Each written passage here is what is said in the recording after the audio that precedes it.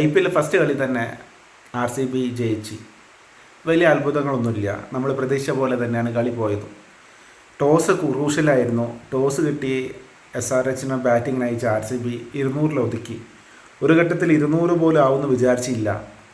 എന്തായാലും അങ്കിത് വർമ്മേൻ്റെ ബാറ്റിംഗ് എടുത്തു പറയേണ്ട ഒരു ഘടകമാണ്. അതുപോലെ തന്നെ നമ്മുടെ ഇഷാൻ കിഷൻ, എൻട്രി ക്ലാസൻ ഒരു പരിധിവരെ സപ്പോർട്ട് ചെയ്തു. ഇത്ര നല്ലൊരു ബാറ്റിംഗ് പിച്ച് അല്ലെങ്കിൽ ബാറ്റിംഗ് പാരഡൈസിൽ നമ്മുടെ നിതേഷ് റെഡ്ഡി, അഭിഷേക് ശർമ്മ, ട്രാവിസ് ഹെഡ് അവർ ശരിക്കും നമ്മളെ നിരാശപ്പെടുത്തി.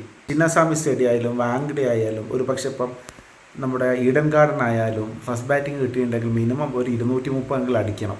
അല്ലാതെ ഈ ചേസിങ് പിടിച്ചു നിൽക്കാൻ ഭയങ്കര ബുദ്ധിമുട്ടാണ് ഇങ്ങനത്തെ ഒരു ബാറ്റിംഗ് പിച്ചിൽ. SRH മുന്നേ ഞാൻ പറഞ്ഞ പോലെ മുന്നോട്ട് പോകുമെന്ന് എനിക്ക് തോന്നുന്നില്ല.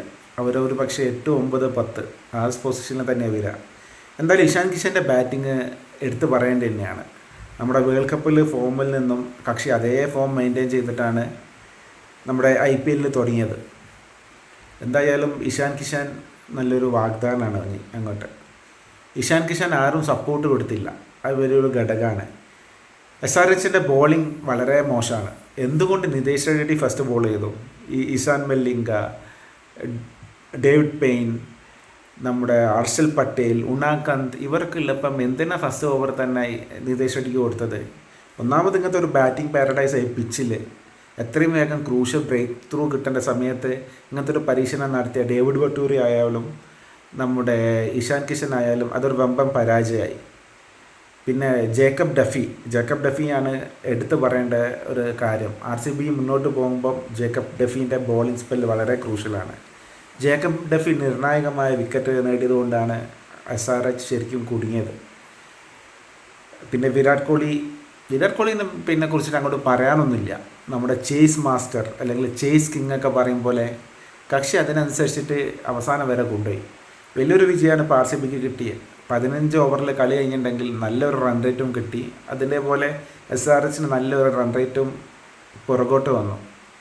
ഇനിയിപ്പം RCB മുന്നോട്ട് പോകും. ഞാൻ മുന്നേ പറഞ്ഞ പോലെ ഫസ്റ്റ് 4 RCB വരാൻ നല്ല ചാൻസ് ഉണ്ട്. SRH 8, 9, 10 ദേവ്ദത്ത് പടിക്കലിൻ്റെ ഇന്നിങ്സ് എടുത്തു പറയേണ്ടതാണ്.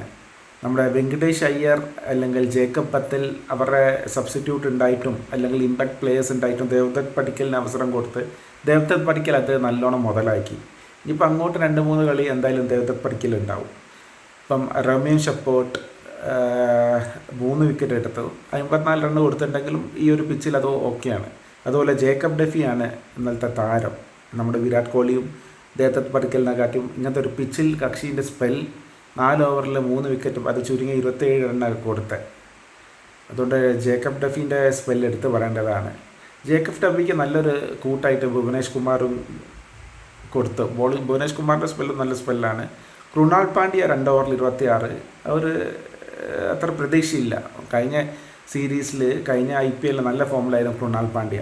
കളി ഇനി RCB മുന്നോട്ടും ഇനിയും പോവും, SRH പുറകോട്ടും പോവും.